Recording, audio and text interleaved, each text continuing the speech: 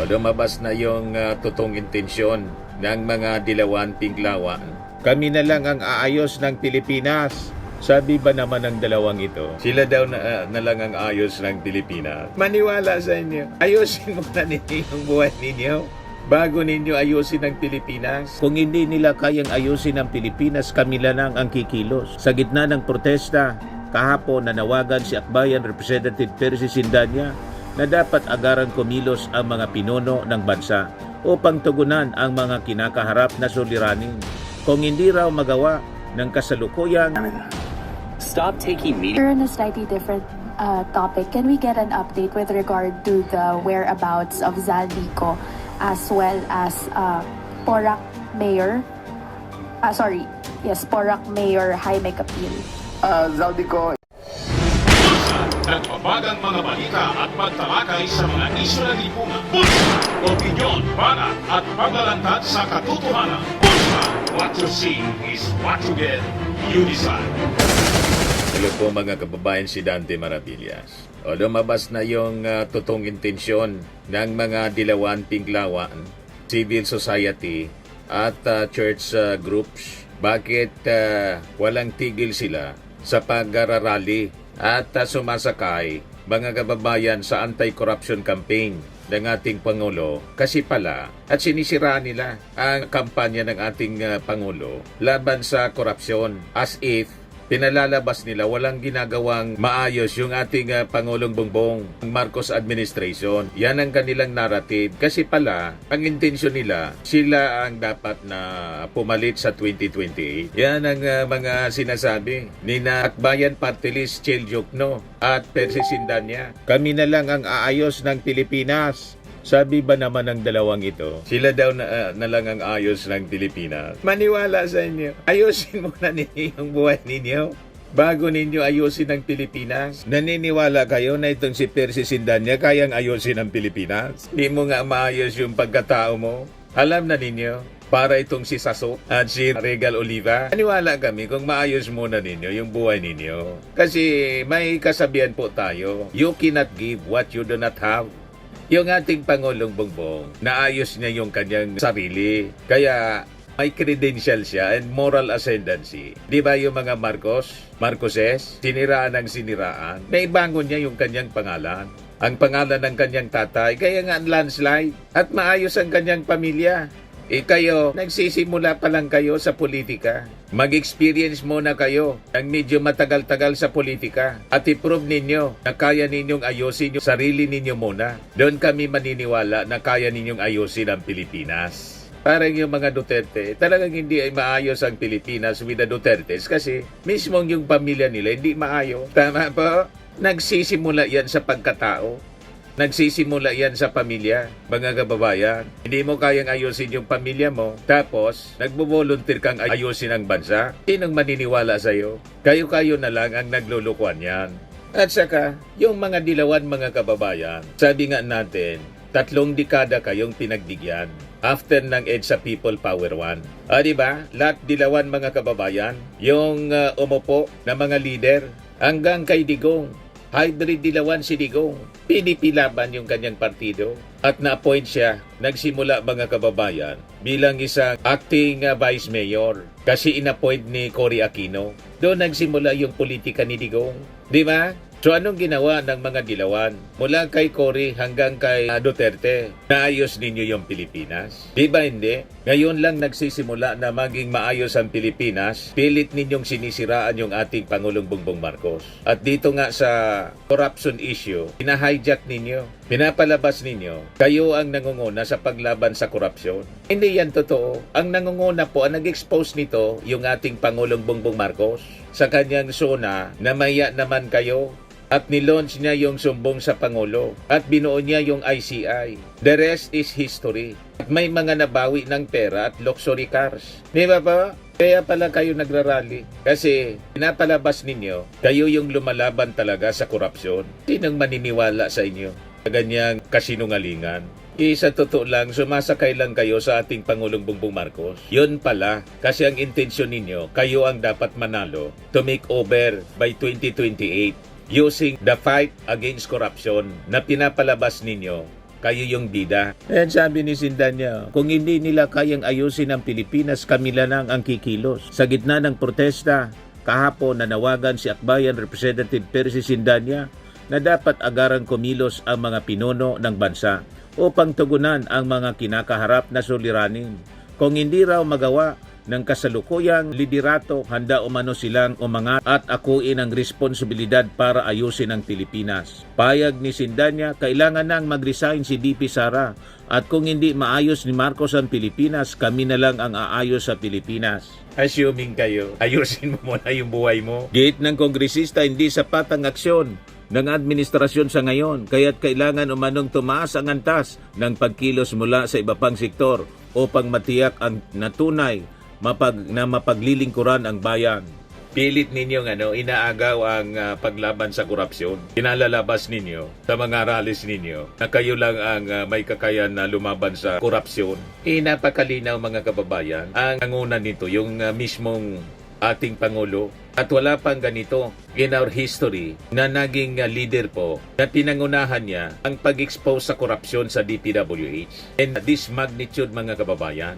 O ito naman si Jokno. Sabi ni Jokno, sabi dito sa kanyang speech sa Trillion Peso March. Jokno first stressed that both Marcos and Duterte owe the public their statements of assets, liabilities, and net worth or SALN. BBM, where is your SALN? Sara, where is your SALN? Sabi po ni Jokno. Hindi ba kayo na-inform? Hindi ba kayo nagbabasa ng balita? Denial na ng ating Pangulo, kahit nga si Sara, as reported na Inquirer sa Ombudsman. Report November 21, Marcos SALN puts him on billionaires row. Duterte net worth 88.5 million. The figures were taken from the Statement of Assets, Liabilities, and Net Worth or SALN of the two highest officials of the country, which were obtained by Inquirer from the Office of the Ombudsman on Thursday after former Justice Secretary Crispin Remulla took over as Ombudsman last month and relaxed the rules for making the documents public.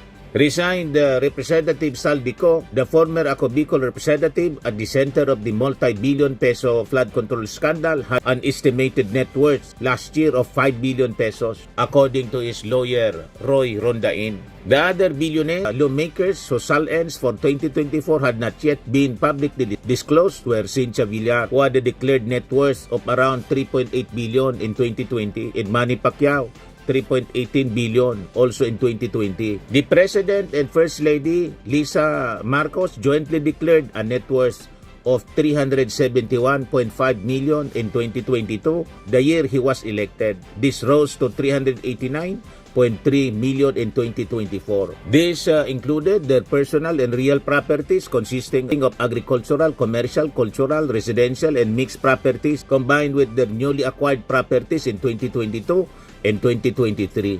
An appraisal by the asset valuation company Cuervo Appraisers Incorporated said the first couple's net worth was 1.3 billion pesos in 2024, or more than 3.5 times what they had declared. This grew from an appraised net worth amounting to 960.7 million in 2022 and 1.15 billion in 2023. The President's 2024 net worth rose mainly due to additional real properties valued at 142 million, along with personal properties that included jewelry and 12 vehicles including a Mercedes-Benz worth 10.5 million plus artworks amounting to 74.4 million. Among the artworks were 126 paintings including works by Fernando Amorsolo, Jose Puya, Vicente Mananzala, Ben Cabrera, and other drawing by national hero Jose Rizal of Juan Luna and Felix Hidalgo called Los Dos Pintores. The President has 7 other residential properties in Laguna, Parañaque City, San Juan City, in Lawag, 5 agricultural properties in La Trinidad, Benguet, and in Cabuyao, Laguna, 2 mixed properties in Pagudpod, Ilocos Norte, and San Fernando, La Union, and a commercial property in Batac, Ilocos Norte. The President's SALN indicated that half of the San Juan and Parañaque properties were donated to him by his mother, former First Lady Imelda Marcos. Gumagawa-gawa kayo ng kwento, inaanapan ninyo ng SALN yung ating Pangulo. Hindi kayo nagbabasa, hindi kayo nakikinig yata sa mga balita. Daldal lang kayong daldal, parang si Catrio Nagre. Mali-mali yung mga sinasabi. Spreading fake news, disinformation and misinformation. Yan ang ginagawa po ninyo. Para siraan yung ating Pangulo. Para yan pala yung intensyon ninyo. Para sa 2028, kayo ang papalit. Yung tropa ninyo, sakbayan ang gustong pumalit. Kaya ang ginagawa ninyo, manira sa Marcos administration. Hindi kayo obra kasi hindi na po ito nung panahon ng Marcos Sr. na wala pang social media. Ngayon na may social media, madali na lang po ang pag-counter sa inyong mga black propaganda. Di ba po, mga kababayan, ang daling mag-research, ang daling i-counter, ang mga pagpapakalat ninyo ng fake news, ang mga black propaganda ninyo laban sa ating Pangulo, pinalalabas ninyo, kayo yung nangunguna sa paglaban sa korupsyon. Paano kayong nanguna? Kailan lang kayo nagsalita? Di ba, sumakay na lang kayo nang expose ng ating Pangulo ang massive flood control scandal sa kanyang zona. Inundan ng kanyang pagpapreskon at paglunsad ng sumbong sa Pangulo. At doon na nangyari yung sunod-sunod ng investigasyon sa Congress at saka sa Senado. At ngayon, we have the ICI. Huwag kami Sindanya and Cheljokno. Gusto lang ninyong isulong ang inyong sarili ding agenda pala. O dinabuking kayo ngayon. Huwag kayong nagpapaniwala mga kababayan. Kasi ang gusto nilang mangyari, make-over uli sila. Kasi natalo yung mga dilawan sa 2022 election. Hindi nila naipanalo si Leni Robredo. Gusto nilang bumalik. So ang ginagawa nila, sinisiraan nila yung ating Pangulong Bongbong Marcos as if walang ginagawa. Anong walang ginagawa? Sa paglaban sa korupsyon. Siya mismo yung nangunguna dito eh. Tapos, sinabi pa ni Sindanya doon na puro daw sapsap, dilis, yung mga nakukulong, nahuhuli. Paghintay-hintay kayo. Ang susunod na po, yung mga pating, butanding, balyena. Pakinggan natin yung press briefing kanina with Jose Castro at saka ni DLG Secretary John Vic Rimulya. Masaya ko pong ipinaparating sa inyo na kahapon po ay napakapayapa ng ginawang pagkilos ng mga nagpoprotesta laban sa korupsyon. Ang total number po namin na estimate ay hindi ho lalagpas ng 20,000 sa buong Metro Manila ang nagprotesta. So, kukunti na lang po. Sa People Power Monument po ay 20,000. mga 6,000. Sa Luneta ay 3,000. Sa Liwasang Bonifacio ay 1,800 to 1,000. Pagod na yung mga tao sa kasinungalingan nila. 2,000. And second wave ay 200. So, meron pang ibang mga scattered all around Luzon and Cebu and other places. Pero, gusto ko rin po parating sa inyo na 100% po na walang nasaktan, walang acts of violence, walang hooliganism, walang anarchy. At yung security preparations ng PNP po ay nasunod at sumunod rin ng mga tao. Questions po? Kat Domingo, ABS-CBN. Afternoon, sir. Yesterday you were heckled while you were monitoring the operations of the PNP in some of the rally points. What was your reaction with regard to the public seeming dissatisfaction with regard to your service and presence there? Well, you have to distinguish between what you said within the public and the people there. You're talking about the public, you're talking about the entire population of the Philippines. I don't think it is as bad as you portrayed it to be. Pagdating po sa mga tao ron, kasama na rin sa trabaho natin yan. Everybody has the right to be heard. Everybody has the freedom of speech is enshrined in our Constitution. So yung ginagawa Yung sa akin, mga DDS man lang po, halos nung pinagsasabi sa akin. ang okay na sa akin. nanuya As long as kay they John keep Vic the peace. Rimulya. Karapatan naman na sabihin nila kung ano nararamdaman nila eh. Kung damdamin ko lang iniintindi nyo, baliwala naman sa akin yun. Kasama na rin sa trabaho ko yun. Normal yun sa kung mga DDS. Facebook nga, anong nakukuha kong message doon, pareho na rin sa live na nangyayari yun. Hindi ko na iniintindi yun. Mas importante yung trabaho na ginagawa namin. Stop taking media. We're on a slightly different topic. Can we get an update with regard to the whereabouts of Zaldico as well as Porac Mayor? Porac Mayor Jaime Capil. Zaldico is believed to be in Europe, suspected to be in Portugal. He is suspected to have a Portuguese passport acquired so many years ago. Ayun lang ang details. Nakikiusap kami sa lahat ng mga Pilipino sa buong mundo na kung makita na rin si Zaldico, kung pwede na lang picturean, padala kagad, i-post kagad sa internet para may idea tayo kung nasaan siya. Sa ngayon, ang hinala namin ay nasa Portugal siya at doon po siya naninirahan. Pagdating kay Porac Mayor, he is in the Philippines as of immigration records and dito pa rin siya. There is a warrant of arrest out for him and he has sent surrender feelers to the PNP. We will know within this week kung mag-surrender siya. Kung hindi, umpisa na namin yung intensive manhunt para sa kanya. Sir, yung kay Zaldico in Portugal, can we confirm if he has a golden visa? And how does the DILG intend to repatriate him to the Philippines considering that we have no extradition treaty with Portugal? That is something the DFA will have to answer, not the DILG. Interior kami, so it's only within the Philippines. So pagdating sa ganyang bagay, the DFA is the best person to answer. Okay po, next na 25. Secretary, good afternoon po. Sa part po ng pagtugis kay former Congressman Zaldico, wala po ba tayong group effort Pagtugis.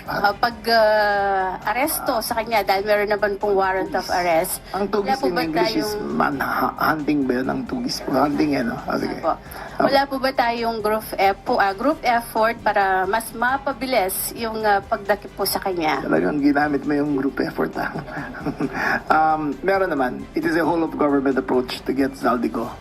The DFA, the DILG, the Ombudsman, the DOJ are all working together in order to get a satisfying outcome into the repatriation of Zaldico back to the Philippines. To what those measures are, I cannot speak of yet. But I think when it comes to repatriation, DFA should be the lead. Sila dapat na magsabi kung anong gagawin. So wala pa po yung pag-cancel ng kanyang passport? Meron na. Pagkalam ko na-cancel na yung passport niya. Pagkalam ko lang ha, but you can check again. Pero, again, we believe he's holder of 2 passports eh. Not only a visa, but 2 passports. So, doon yung may complication tayo ng konti. Next question, Maris Umali, GMA. Good afternoon, Secretary. You mentioned when you accompany those the first batch of those arrested to the Quezon City jail when they were jailed there, that in a few weeks the bigger fish will be arrested already. Can we just get an update on that? Will we be able to really capture them in a few weeks' time before the Christmas Christmas month? Capturing them is not the issue. They're in the Philippines. Mahanap yan. It is the wheels of justice turning na iniintay natin. The Ombudsman will file the necessary cases in his own time. And after that, when they have a warrant of arrest, we will get them. 100% we will get them. But definitely there will be bigger fish because that is one of the issues that Yes, were raised we will. yesterday in the rally that parang in their own words, puro dilis at sapsap lang daw ang Si mga Percy na-aresto Sindan niya and yung not, nagsabi niya, pating at mga Akbayan balena. Party List Ngayon, papunta Representative. na tayo dun sa Pating at Balyena. Doon na tayo papunta. You see? Okay. Malapit na yan. Bigyan natin ng ombudsman ng karapat-dapat na oras. Kasi si ombudsman meron siyang ethics sa pag-file ng case. Gusto niya may reasonable certainty for conviction. So hanggang hindi niya final yan, ibig sabihin, hindi siya sigurado. So pag-file niya, ibig sabihin yan, sigurado siya mako-convict na lahat yan. Thank you. But in his own time, lalabas yun. Thank you po. Ngayon naman po, pakinggan po natin si Police Brigadier General. Hintay lang kayo yung mga pating at balyena, susunod na po. And in fact, hindi lang konektado dito sa flood control. May mga nauna na pong pating. Ang pinakamalaking pating po na nasa kulungan, si Digong, si Kibuloy, si Tebes. Iba mga pating yan, si Alice Goo. At susunod na siguro si Bato or si Bongo, baka kasama sa ma-deliver na din po sa dahig. Ano pag gusto ninyo? Pero dito sa sa flood control, may proseso po. Pag na-file na po ng ombudsman sa DOJ, then or sa Sandigan Bayan, tulad ng kay Zaldico, then malamang sa malamang, ang susunod po na i-issuehan ng Sandigan Bayan ng warrant of arrest, mga senador na po. Ino-observe strictly yung due process ng Marcos administration. Kaya lang, hindi kayo makontento kasi alam namin yung motibo ninyo. Pinalalabas ninyo talaga na kulang yung efforts, mahina yung kampanya kasi Yung intention ninyo pala, raan yung ating Marcos administration para kayo yung to make over, iboto sa 2028 presidential, vice presidential elections. Iyan kung mangyari yung inyong mga panaginip. Kasi alam naman po ng mga mamamayang Pilipino kung ano ang ginagawa ng ating Pangulo. Tama po mga kababayan, hindi na ninyo mauuto ang ating mga mamamayang Pilipino. Hindi nga ninyo naayos yung buhay ninyo. Tapos gusto ninyong ayusin ang Pilipinas. At pinagbigyan na kayo. For more than 30 years, mga dilawan ang umawak sa Pilipinas. Ano nangyari sa ating bansa? Umangat ba ang ating ekonomiya? Di ba hindi? Nalampasan tayo ng mga kalapit-bahay nating bansa. Ano ba? O ngayon, si Marcos, kayo yun ang dahilan kung bakit landslide yung ating Pangulong Bongbong. Kaya si Sara, 32 million yung boto kasi 31 million mga Marcos supporters. Yan ang katotohanan yan. Kaya tingnan ninyo yung mga pumunta na mga nagrally na mga DDS. Kasya na lang sa isang jeep. Grabe man na niya, Miss Din Maravillas. Kukunti man lang sila. Ang tanong, nasaan yung 32 million? Wala man pa kasi po na 32 million silang supporters. Kasi yung 31 million na boto ni Sara sa 32, yon ang mga Marcos supporters. Sumakay lang po yung mga Duterte. Si Sara nakasakay lang po. Kahit si Digong po, nanalo 16 million yung boto noong 2016 kasi sinuport po ng mga Marcos loyalist. Kung hindi, walang Duterte pong presidente. Yan ang katotohanan yan. Yan man lang po mga kababayan yung ating short video ngayon. So lagi ninyong tatandaan mga kababayan sa buhay, you become what you believe. Bye-bye po. God bless. Firmax Firming and Lifting Cream, pinapahid po sa mga pulses in affected area. Mainam po sa paninigas ng mga kaso-kasuan. Ito naman po, Automax Radiant Serum. Sa mukha naman yung application, anti-aging po siya. You will look 10 years younger than your age. Sa mga cancer patients naman po, baka lang gusto ninyo itong itry. Naing siya Red Mix Fruit Drink. Hindi mo po siya gamot, food supplement siya. Kaya lang, gawa siya mga kababayan sa goji berry. Yung goji berry, may anti-cancer properties. O ngayon, yung mga inquiries ninyo, dumiritso na lang kayo sa aming messenger sa Facebook para masagot namin agad. Ayos pa? Ayos na ayos niya, Mr. Maravilla. Sa mga nagana po ng malinis and spacious fitness gym, pumunta lang po kayo sa aming Colossal Fitness Gym. May Grab car rental din po kami. But anyway, ito po pala yung aming bagong product na binibenta online. I am worldwide amazing pure organic barley powdered drink mix from Australia. Negosyo to ng aking anak na architect entrepreneur Riz Maravillas. Ayan po. Kontakin na lang po ninyo siya, Riz Maravillas on Facebook. Ang mga health benefits niya, boost immunity, improves digestion, enhance energy levels, packed with antioxidants, prevent cancer. Ito naman po yung bago naming product na binibenta online. Eye Glow Serum, whitening po siya. Tingnan ninyo yung epekto sa aking anak na architect before and now. Yung mga inquiries po ninyo, dumiretso na lang kayo sa kanyang Facebook account, Riz Maravillas.